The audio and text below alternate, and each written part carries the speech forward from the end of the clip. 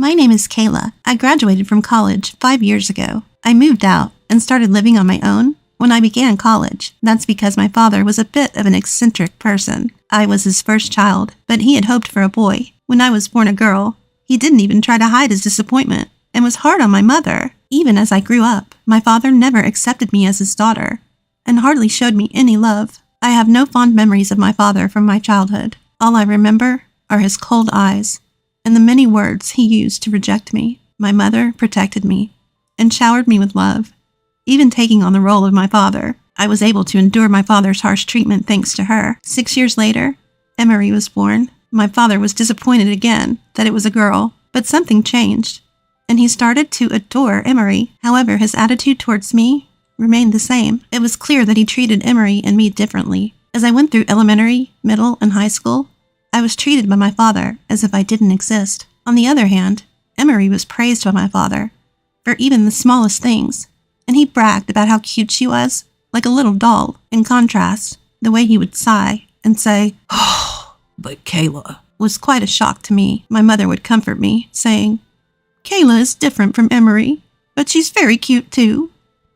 But it didn't resonate with my shattered confidence. When I went to college, I decided to move out and live on my own. I loved my mother, but I had no feelings for my father, who showed no interest in me. I couldn't bear to live with him any longer. He reluctantly paid my college admission fee, but declared that he would not help with tuition or living expenses. He said that if there was any money, it would be used for Emery. I had to hustle to make ends meet through scholarships and part-time jobs. My college life was consumed by studies and work, with no room for the typical joys of youth. I had almost no connection with my family during my student days. My mother would contact me occasionally, but there was no communication from my father or Emery, and I didn't reach out to them either. When I was job hunting after graduation, the most important thing for me was the salary. I had to repay half of the scholarship I received, and I knew from my part-time work how important income was. With the recommendation from my senior professor and my hungry spirit in the interviews, I secured a job offer from my first-choice global consulting firm. My mother was thrilled as if it were her own achievement, but my father and Emery showed no reaction. I thought I was prepared for that, but it still left me feeling lonely and empty. Reaching a state of enlightenment isn't so easy, is it? I threw myself into my work once I joined the company. I think I needed a place to channel these lingering feelings of frustration. Thanks to that, I learned my job faster than any of my peers. With support from my seniors, I was able to satisfy major clients and secure ongoing contracts. I was steadily climbing the ladder of success. My income was rising in proportion to my achievements. 5 years into my career, I had grown into a leader, trusted with multiple projects. During this successful period at work, I received a call from my father, who I hadn't heard from in years. "Your mother's had an accident and is paralyzed on one side. I want you to come home and take care of her. You're probably just loafing around, so I'll give you a task." I was shocked to hear that my mother needed care after an accident. I hadn't told my father about my job, so he had assumed that I was unemployed and useless. But more than that, I was worried about the misfortune that had befallen my mother. I didn't want to return home, but my desire to help my beloved mother was stronger. I immediately applied for remote work at my company. Fortunately, my global company was ahead of others in allowing telework, and the environment was in place. I decided not to cancel the lease on my current apartment, thinking it might be best to keep it, even though it seemed wasteful to pay rent. So, I returned to my family home, taking only what I needed. It had been about 9 years since I left home to go to college. My mother's condition was more serious than I had thought. She was paralyzed on one side and couldn't walk on her own. Luckily, her mind was unaffected, and she could speak normally, but her immobile body looked very painful. I confronted my father about why he hadn't contacted me for the several months since my mother's accident and her home care, but he was as indifferent as ever, saying, "Telling you wouldn't make her better. I called you this time because I had no choice." Indeed, I, not being a doctor, couldn't do anything to help my mother recover. But I couldn't believe a father who wouldn't inform his daughter about her mother's plight. Months after my mother became immobile, the house was in a terrible state. Clothes were strewn everywhere, dishes were piled high in the sink, and the rooms were covered in dust and garbage. My mother's care had been completely neglected, and her back was covered in bed sores. I had no expectations of my father, but Emery was supposed to be living there too. What had Emery been doing? The answer became clear with her first words. "I can't do housework, so I can't take care of Mom either. I'm relieved now that Kayla's back. Emery, spoiled as she grew up, had become a self-centered person who couldn't do anything around the house. I started by cleaning the rooms. The mess and the dirt that had accumulated over several months couldn't be fixed in a day, and I spent nearly a week on this task. It took me that long because I had to care for my mother during that time. My mother kept saying she was sorry to have me care for her, but I cheerfully and energetically attended to her, hoping she would get better. While I was engaged in housework and caregiving, neither my father nor Emery did anything to help. Far from helping, my father would complain. The food tastes awful. What are you slacking off for? You're clumsy at taking care of your mother. You have plenty of time since you're just loafing around. Do it properly. To him, it was only natural that I should do the housework and caregiving. Emery would say, Kayla, wash my clothes for me. I'm wearing them to school tomorrow. Kayla, tea please. I was treated like a servant, especially by my father, who was convinced I was a NEET. Indeed, I was mostly shut in my room doing telework, housework, and caregiving. But to my father, it seemed like I was just a shut-in. Even though telework was my main work mode, I still had to go to the office regularly. When I returned home, my father would sometimes be standing at the entrance, accusing me angrily. You're just a shut-in NEET, and yet you're gallivanting around. Take care of the house properly. His angry voice echoed throughout the house. From behind him, Emery would add, you're really useless. Just going out to play? I was exhausted.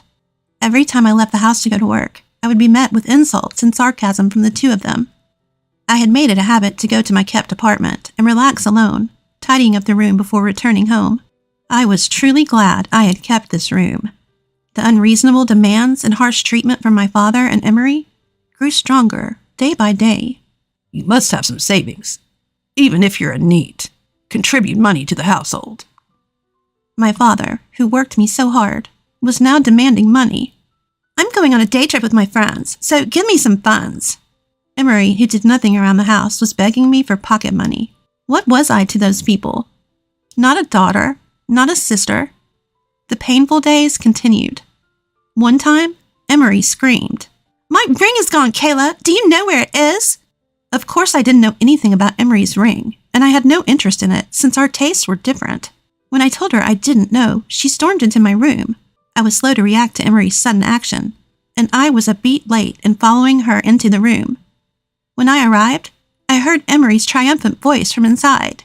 See, here's the ring. Kayla stole it, didn't she? Emery came out of the room with the ring, pointing her finger at me and shouting. There was no way that thing was in my room. I immediately realized that Emery had set a trap. It was harassment for not giving her pocket money. Emery quickly tattled to my father, who had just come home. Stealing Emery's things. You're truly pathetic. I don't remember raising a daughter who would steal. No matter how much I explained, my father wouldn't believe me. Emery added, We don't need a thief, Kayla, do we? If it weren't for your mother's care, I'd kick you out right now.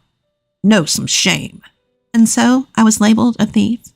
One evening at dinner, my father suddenly became furious for reasons unknown. You useless person. Can't even do housework properly. Making food like this. Still not contributing money to the house. Do you think your current work is enough?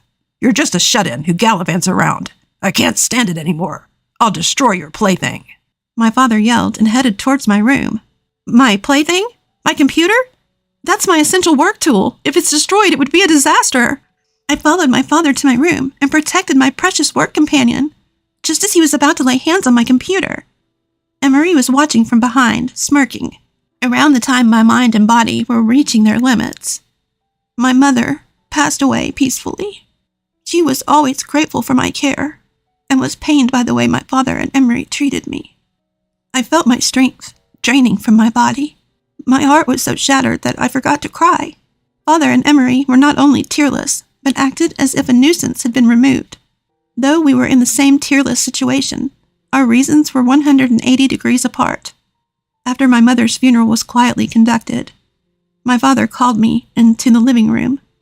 Your mother's gone, and you're no longer needed. I want you to leave immediately. We don't need a useless NEET who can't even contribute money to the house. I had a feeling he would say something like this, but I never thought it would actually happen. I asserted my hard work up to now, but my father was adamant about me leaving. Emery added, Are you planning to stay here and be a NEET? You're such a parasite. A parasite, that's a good word. You're like a tick or a flea. I felt dizzy from the barrage of harsh words. Also, about your mother's inheritance, you must renounce it. There's nothing for you. I hadn't thought about my mother's inheritance at all. The love I received from her was enough. It was something I had never received from my father or Emery. I don't want it. I'll renounce it, and I'll leave, okay? I'll leave right away. I asked for 1 day's grace to pack, and immediately began preparations. The next day my father said, Are you ready to move? Hurry up. I'm leaving. I'll have nothing to do with this house or you two anymore. Goodbye. I loaded my packed belongings into the taxi I had called. I realized anew how few possessions I had. Returning to my parents' house after 9 years and leaving again. This time, I would never return. I had spent a hollow time realizing the reality of my father and Emery, but I was satisfied that I could help my mother. I returned to my kept apartment and applied to switch from telework to regular work. However, I was glad I had kept the room. My previous daily life returned. No, I worked even harder than before. I wanted to forget everything. About 3 months later, I received a call from my father, whom I had cut ties with. I didn't want to answer, but I reluctantly picked up the phone. Hey, what's this promissory note? It's an outrageous amount, isn't it? Are you a NEET? How much are you earning a month? Frantic, my father began firing questions, one after another. Of course I'm not a NEET. On the contrary, thanks to my dedication to my job, I believe my income is considerably higher than others my age. And I had quite a bit of savings accumulated from working. When I first started caring for my mother, I bought various equipment and tools to make her environment a little better. Knowing that the household was financially strained, I also contributed to the monthly living expenses to ease my mother's burden. Yes, long before my father demanded money for the house, I had been contributing.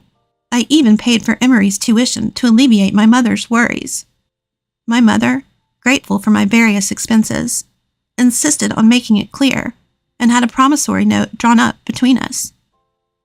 My financial support had amounted to a considerable sum, and that promissory note had overlaid my father and Emery in the form of a negative inheritance. As for me, I was exempt because I had renounced the inheritance. In other words, the two of them had to repay all the loans from me. After hearing the full explanation from me, my father was speechless. He screamed that he would also renounce the inheritance, but the two of them had already touched part of it, so they had no right to do so. Work hard and pay it back properly, and don't contact me anymore. I've cut ties with you. I ignored my ranting father, hung up the phone, and blocked his calls. Afterward, my uncle, my mother's brother, also suddenly caused great confusion for my father and Emery. I had met my uncle for the first time in a while at my mother's funeral, and after he noticed something was off about me, I confided everything to him. The family home was owned by my uncle, and my mother had been renting it. The right to rent passed to the two of them through inheritance, but my uncle refused to renew. Legally, tenants had the upper hand, but they couldn't stand up to my uncle, and due to their misdeeds, they ended up having to leave. My father, who had been on the restructuring list at his company for some time, was finally selected and had to leave. Emery couldn't pay tuition and had to drop out, even though graduation was near. Father and Emery, who lost their home and jobs, moved into a small apartment.